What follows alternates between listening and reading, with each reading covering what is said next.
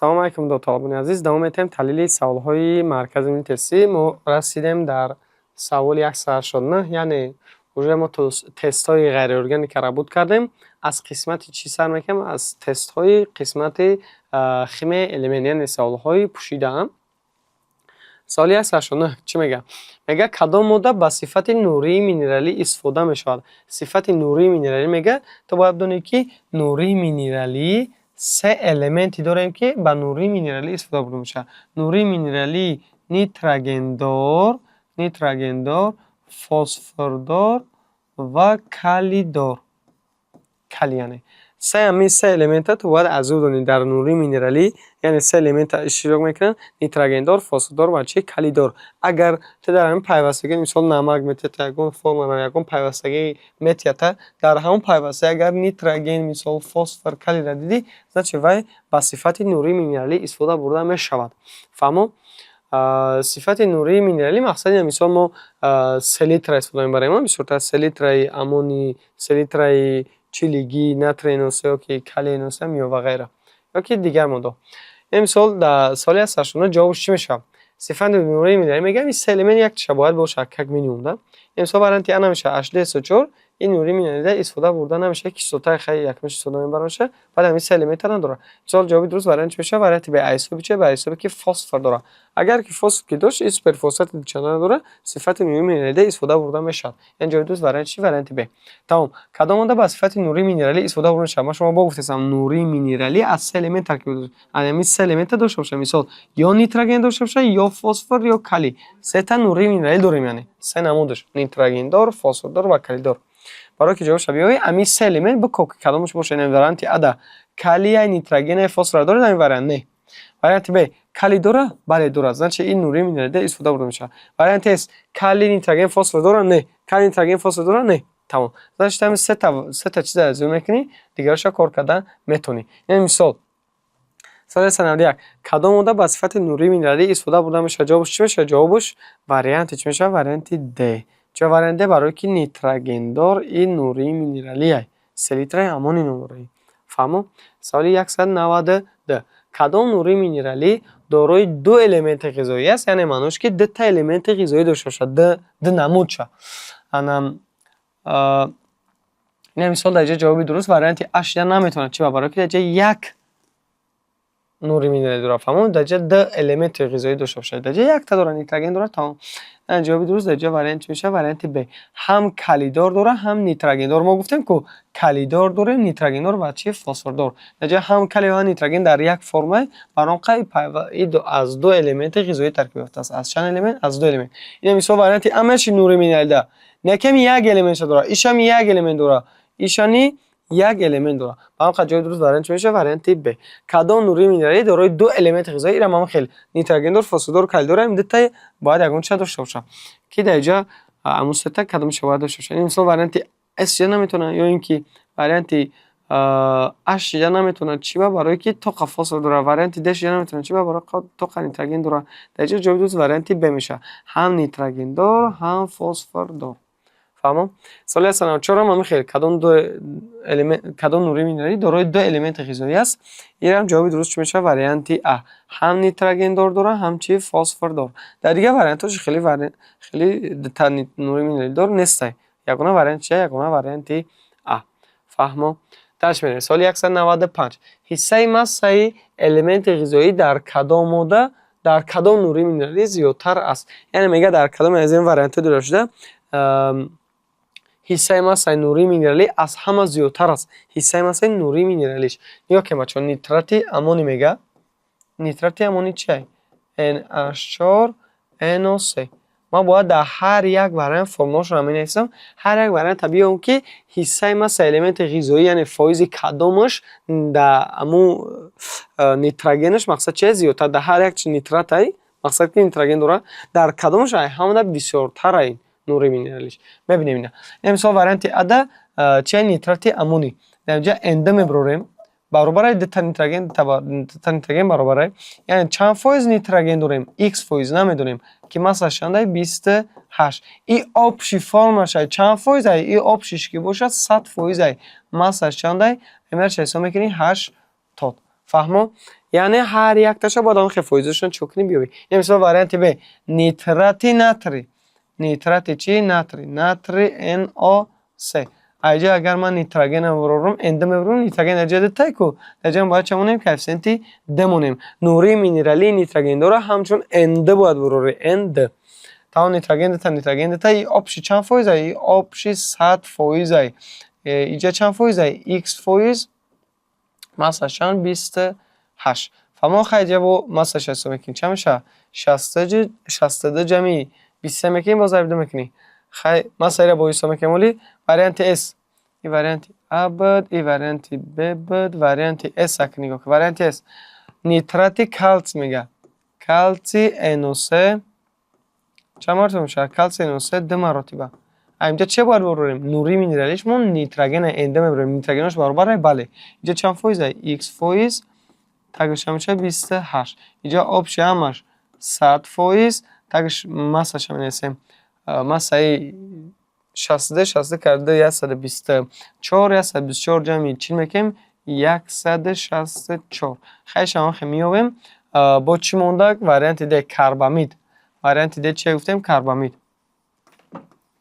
CaNH2 CaNH2 مرتبه ایره بگن کربامید بچه ها اینجا من نیتروژن هم میبرورم نیتروژن چند انده باید ببروریم انده اینجا چند فایز ای x فایز تگش 28 گرم اینجا آبشی 100 فایز مسا شخه حساب میکنیم امرش هم میبره 60 انا که نگاه که باید هر یک وریانت یعنی چو کدیمو اما دوستان دیدن چی گپ شده اینجا میگه که حصه مثلا نوری مینرالیش از همه زیادتر باشه المنت غذاییش نه المنت غذاییش گفتن نیتروژنش هم در جای هر یکش نیتروژنش نوری مینرالیش نیتروژن هر یک چمه بروریم از همه زیادتر از در تقسیم میکنیم فایش میگیم کدومش که از همه فایش زیادتره همون جوابا چیکار میکنیم کلا میکنیم این وریانتی اش میویم x برابر چه میشه 80 پا میره 128 یعنی 10800 تقسیم 80 میکنیم چند فایز میبره 35 فایز یعنی در وریانتی 35 فایز المنت غذایی بده وریانتی برام میبینیم x هم میایم ما سیر خیلی حساب میکنیم گفتیم 60 جمع 20 میکنیم چه میشه 85 کرده 107 تا انا کی است رفت دا ما سیرم ضرب تقسیم میکنیم 28 00 تقسیم 170 میکنیم میبره چند 16 از 100 خیلی تقریبا 47 16 از 100 چند 47 x پوینگیشو با میویم این x هم میویم 164 پوینگ میره 28 00 یعنی 10800 بالا میره یا تقسیم میکنیم خیلی هم تقریبا 17 میبره فهمم چند میبره 17.0 تقریبا 17 x دیگرش هم میویم نه x ایش هم میویم این x هم میویم یا ضرب تقسیم میکنیم میبره 46 از 167 فایز یعنی هر یک وریانت من فایزش رو چه کردم یافتم در هر یک وریانت ما را سوال چی میگه ایسای ما المنت غذایی در کدام نوری مینرالی از همه زیادتر است فایزش همه بالاتر باشه از همه بالاترین جواب چی شد وریانتی دینه نگاه که 46 از 167 فایز در چی در کربامید المنت غذاییش همه در بسیارتره اگر میفته از همه کمترین بچه میشه وریانتی ب میشه مثلا نیتراتی ناتری 16 از 147 یعنی از همه کمترین بعد همه از زیادترین چی وریانتی د فهمو این مثال سوالی است 96 حصه مثلا المنت غذایی در کدام نوری مینرالی از همه زیادتر است میگه اینا من خیلی هر یک چه دونه مادون مثال نیتراتی ناتری نمیافتیم که نیتراتی ناتری چند فایز داشت رنگی نمیگه نیتراتی ناتری رنگی نمی ناتری اینو میگیریم اند میبریم فایش هم میایم چند میشه 16 و 160 47 فایز نیتراتی ناتری را نیتراتی امونی میگه نیتراتی امونی را نمیافتیم نه چند فایز بمونه بود 35 فایز وریانت اس نیترات کلسیم نه نیترات کلسیم میافتیم چند رو من 17 فایز وریانت د سولفات امونی خیلی گفته اگر نیافتیم نه از میونش سولفات امونی وریانت د سولفات امونی NH4 دو مرتبه SO4 سولفات امونی میگه اینجا باید چه بروریم اند میبروریم نیتروژنش برابر این چند فایزه x فایزه میگه فایزش بیو کو مثلا چنده 28 این آبش همش اگه همش باید هم خیلی کوکیم 100 فایز وریانت د این وریانت دش برای که مودش نباشه برام خنه سیستم برگه یعنی ایرا ام ار شایسته میگم چند میبره گفتم 132 انا که من اینجا x میوم چیکار میکنم x میوم x وقتی که من بیام 3028 میشه خب 10800 تقسیم 132 میکنیم میبره چند جر ضرب تقسیم میکنی گفتیم 28 ضرب 20 میکنیم 2800 تقسیم 132 میکنیم چند میشه 21 از 100 تقریبا خیلی 21 فویز بگیم میبره هم خیلی یعنی سوال ما را چه گفت حصه ما الیمنت غذایی در کدام نوری مینرالی از همه زیادتر است از همه زیادتر چی بوده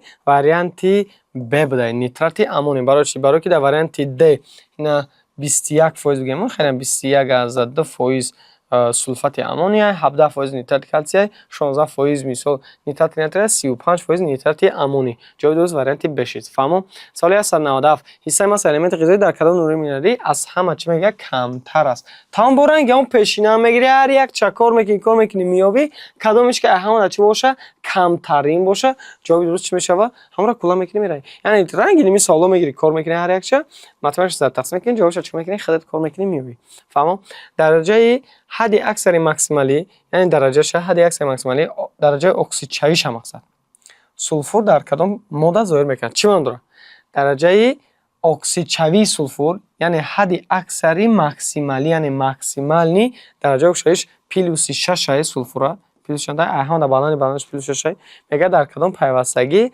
درجه اکسیدشوی سولفور ایهان در کلانترین یعنی بالاترین در سولفید مگنی چه فرمش مگنی اس سولفید ها در سولفور هم وقت مینوس 10 در واریانت ا نشید سولفات کلی ده SO4 در سولفات هاش همه وقت پلوس 6 اینا چو کرده میکنیم مینوس 8 میشه که مینوس 8 با پلوس 10 را بگه میگیریم پلوس 6 میشه تمام گیدروسولفید در سولفیتاش سولفور پلوس 4 در سولفید ایش هم پلوس شده پلوس 4 یعنی در جای شش هر یک واریانت میوی جواب درست واریانت میشه واریانت ب نه خب من جواب درست خام بدم سه بار دایتون بزنه یورامو میگذاشتم که خیلی طرز کو در جای شایو بیده اینا ذره چند نام میمونیم در جای شای کلی پلوس 1 سولفور x اکسیژن مینوس 2 د کره 1 پلوس 2 میشه سولفور ذرهش پلوس x اکسیژن مینوس 8 مینوس چند مینوس 8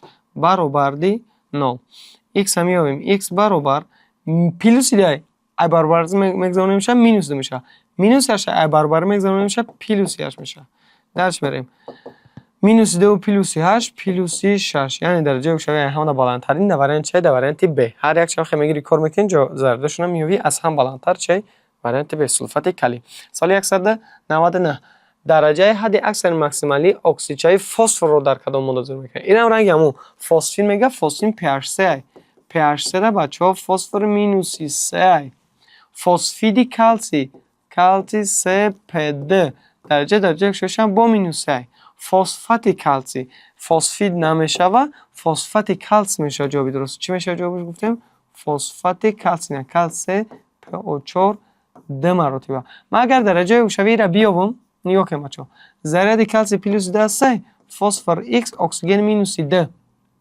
کار میکنیم 3 کره 2 پلوس 6 پلوس د x فهمیدین چه د x برای که د فسفر داخل داره د اکسیژن هم داخل داره د x مینوس 4 کره د 8 میشه و 8 کره با د مینوس 16 برابر چند 9 د x هم میابیم د x برابر دی پلوس 6 برابر میگذارم میشه مینوس 6 مینوس 16 بود ای برابر میگذارم میشه پلوس 16 د x برابر چه میشه پلوس 16 و مینوس 6 پلوس 10 x برابر دی پلوس 10 تقسیم ده پلوس 5 یعنی درجه اکسیدشوی ماکسیمالی در فسفر چنده پلوس 5 واریانت S فسفات کلسی در کدام پیوستگی گیدروژن درجه اکسیدشوی منفی داره منفی چی داره منفی معنی که ذره چی باشه مینوس باشه منفی فهمو درجه اکسیدشوی یک واریانت بیو که ذرهش مینوس باشه این مثال ما واریانت عربینم پلوس 1 در پیوستگی پلوس 1 که در گیر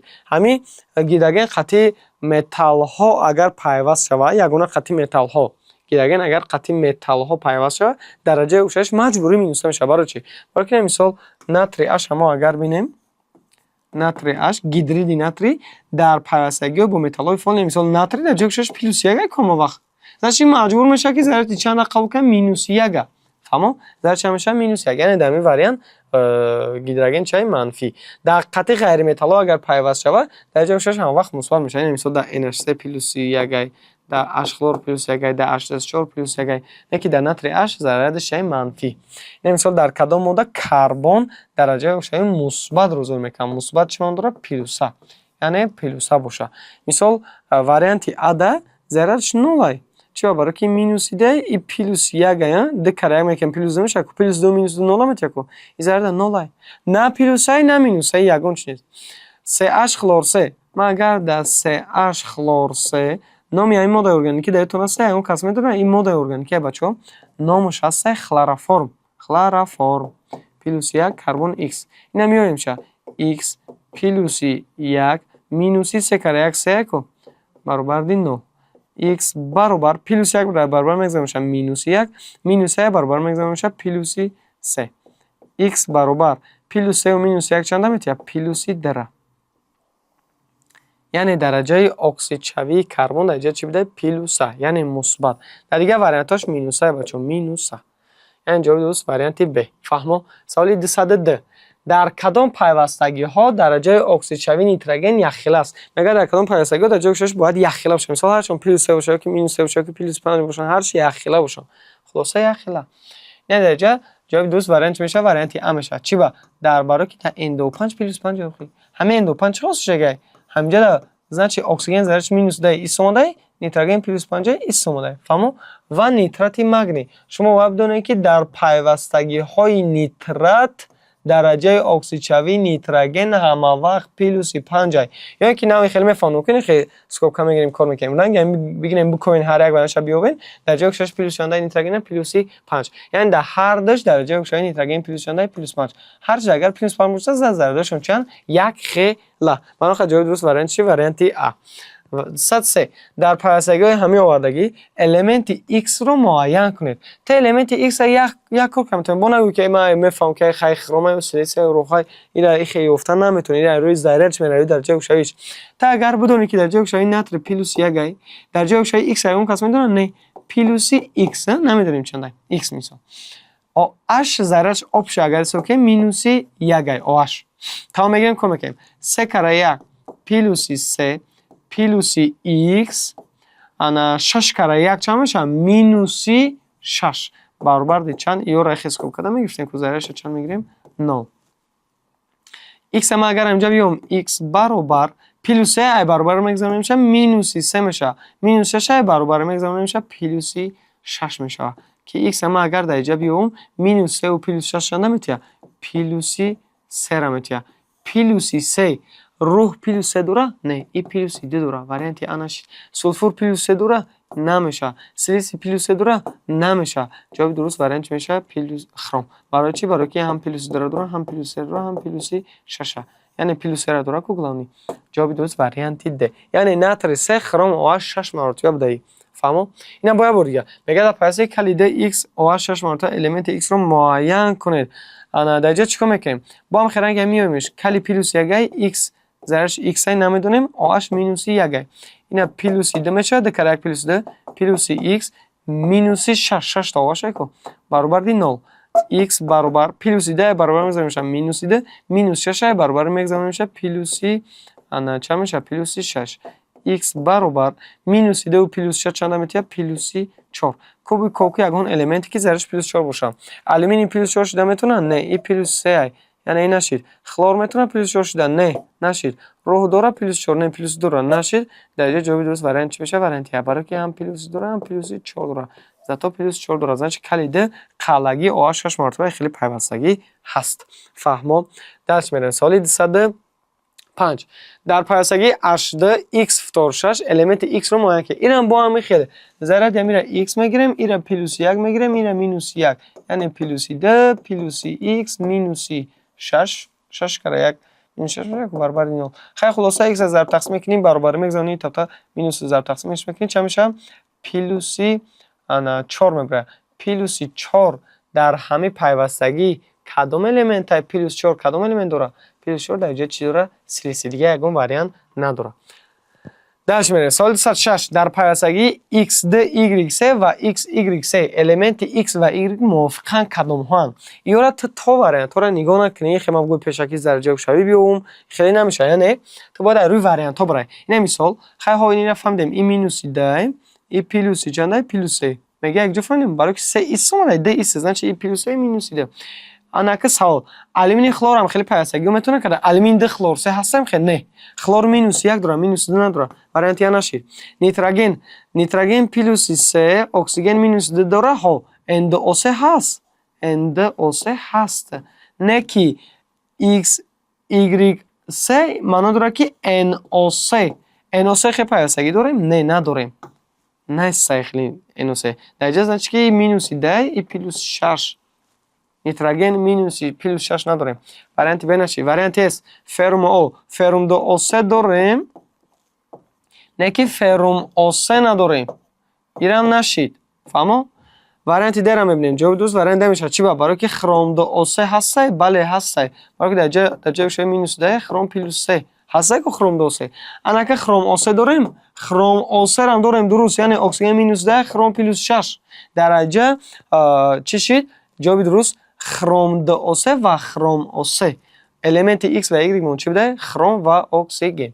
فهمو؟ یعنی تو در اینجا باید که گزارش کده بمونی بیاوشه.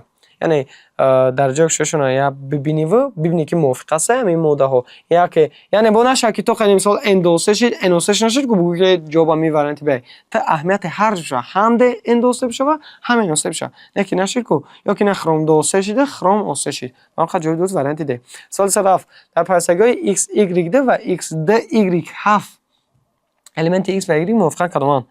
خلور و سولفور. خلور سولفور دو داریم؟ نه نداریم خیلی پیوستگی یا که خلور دو سولفور هفت خیلی چیز نیست. منگان داریم؟ منگان داریم. اینه منگان اوده значит در جای شوی اکسیژن در جای مینوس ده منگان پلوس 4 هست. منگان اوده اکسیژن سوتگی و منگان دو هفت هم داریم. منگان دو هفت اکسیژن مینوس ده منگان پلوس 7 دیگه یگون وریانت هم خیلی پیوستگی نداره و یگونه از وریانت چی وریانت ب جواب درست وریانت ب. سال 108 در پیوست X Y 4 X Y 6 در جای خواهی عقل بگیر که مینوس 1 این مینوس چنده مینوس 1 گردش ای پلوس 4 ای پلوس چند پلوس 6 تمام. значит که در جای جواب درست وریانت میشه وریانت S. برای چی؟ برای که سولفور فتور 4 داریم. فتور مینوس 1 سولفور پلوس 4 تمام درست. سولفور فتور 6 هم داریم. برای چی؟ برای که سولفور پلوس 6 فتور مینوس 1 سولفور فتور 6 دیگه یگان تاش خیلی پیوستگی ندارد. فهمو؟ سوال 9 در کدام ریاکسیون اتم خروم چه میگه اکسید کننده است؟ اتم خروم چی باید باشه میگه اکسید کننده. شما یک چه دایتون گیرین اکسید کننده معنا داره که درجه اکسید شوی الемент پس شوه. اکسید کننده یک وظیفه داره همین در جای شوی خچه پس میکنه ای دیگه رو چیکار میکنه زیاد میکنه. فهمو؟ این وظیفه اکسید کننده اکسید کننده وظیفه‌اش چیه؟ درجه شوی خچه پس کنه درجه شویش پس شوه. این مثال وریانت یا در درجه شوی خروم پلوس 6 و بعد از ریاکس هم میبینیم که پلوس چند شد پلوس 3 یعنی خروم اوسه چی بوده درجه اکسید کننده. جواب درست وریانت چیه؟ وریانت ا. چه وریانت ب نشی؟ برای که در وریانت ب خروم اوسه پلوس 6 گفتیم در 8 خروم چون پلوس 6 درجه تغییر نمییابد نمیشه وریانت ب.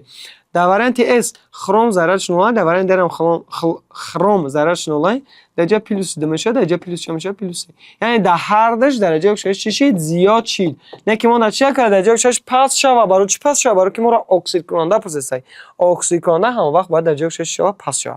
ما خواهد جواب درست وریانت چی میشه؟ وریانت ا. سوال 9 در کدام ریاکسیون اتم نیتروژن برقرار کننده است اگر درجه اکسید شوی پس شید؟ این ما اگر بگیم اکسید کننده اگر درجه اکسیدش زیاد شه ما میگیم چی؟ برقرار کننده. فهمو؟ یعنی یک وریانت بیو که درجه اکسیدش چه زیاد شه. بسیار طلبا میرن وریانت ا را کلا میکنن که خطایی برای چی؟ برای که نیتروژن ضررش 9 تا مینوس 3 میگن زیاد شه که نه درجه اکسید شوی وریانت ا درجه اکسیدش پس شید درجه چی؟ درجه اکسیدش پس درجه اکسید کننده ای یعنی اینال تا مینوس 3 رفت یعنی پس درجه اکسیدش وریانت ا نمیتونه شه.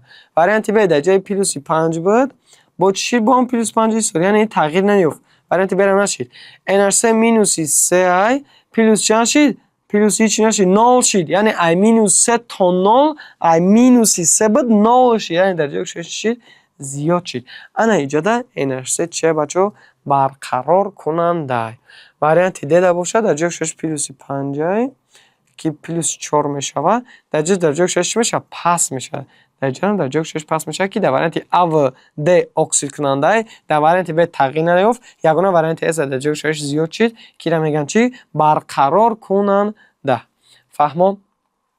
سوال 211 در کدام ریاکسیه اتم نیتروژن چه میگه؟ اکسید کننده. اتم نیتروژن اکسید کننده باشه. نگاه که بچه در وریانت ا ما اکسید کننده رو چی گفته بودیم؟ نه ما گفتیم که اکسید کننده همه وقت باید چیکار کنن؟ درجه یکشش پس شود. یعنی درجه اکسید شوی اکسید کننده ها باید پس شود. اینا با از اینکه تمام باید چیکار میکنی؟ یا که همین سوالا اکسید کننده برخورد کننده پرسیدی. سرچ که باید یک جمله را کنی. اکسید کننده باید درجه یکشش زیاد کنه، برقرار کننده باید درجه اکسید شویش چیکار کنه؟ زیاد کنه. تمام. اما که یگان وریانت بیا که درجه یکشش شو پس شود. وریانت ا در پلوس 5 بود. پلوس 5 ایسو تغییر نیافت. وریانت ا نشید. وریانت ب پلوسی 2 بود. پلوسی 4 شید. یعنی درجه یکشش چی زیاد شدی برقرار کننده مال اکسید کننده در کره. وریانت ب انا انرژی مینوسی 3 بود چند شید؟ 0 شید. یعنی در وریانت اس ای مینوس 3 تا 0 درجه یکشش چی شید؟ ای مینوسی 3 تا 0 درجه یکشش چی زیاد شید.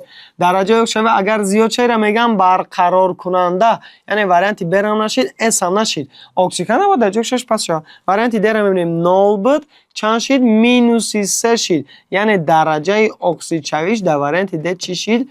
پس شید. اکسید کننده با هم وقت باید چیکار کنن؟ درجه یکشش پس شد. شما اهمیت این 0 باشه مینوس برای درجه یکشش پس میشه، یا که مینوس باشه 0 برای درجه یکشش زیاد میشه. زیاد. فهمو؟ یعنی جای دوست وریانت د در خیلی درجه برقرار کننده میگه بکو یگان وریانت بگو که درجه یکشش شود زیاد. انا درجه کدامش درجه یکشش زیاد میشه؟ نیتروژن پرسیدن. نیتروژن درجه مینوس 3 انا بعد ریاکسیون باشه پلوسی 5 میشه. انا درجه در وریانت ا درجه یکشش میشه زیاد میشه. برای چی؟ برای که مینوس 3 تا پلوس 5 چی درجه یکشش بلند شید. فهمو؟ بلند شید. سوال 113 در اتم منگان در کدام ریاکسیون برقرار کننده اینا باید چیکار کنن؟ درجه یکشش زیاد شود. این مثال در وریانت ا پلوسی 7 بعد ریاکسیون باشه پلوس 2 میشه. این اکسید کننده درجه یکشش پس شید. وریانت ب پلوسی 4 تا پلوس چند زیاد شید؟ زیاد نشید. جرم درجه پلوس داشت پس شید. جرم اکسید کننده. وریانت اس جرم پلوسی 7 تا پلوسی 2 را بفر آمد. جرم درجه یکشش پس شید مونده زیاد شد باید برخورد کننده. یعنی جواب چی شید؟ وریانت د مونده. خیلی وریانت پلوس 4 تا پلوسی چند جا پلوسی 6 تا پلوس 6 بلند شید. فهمو؟ یعنی پلوس 4 تا پلوس 6 بلند شد که اینا میگن چی؟ برقرار کننده. فهمو؟ تشکر. با دقتتون دوام ویدیو را انتظار باشید.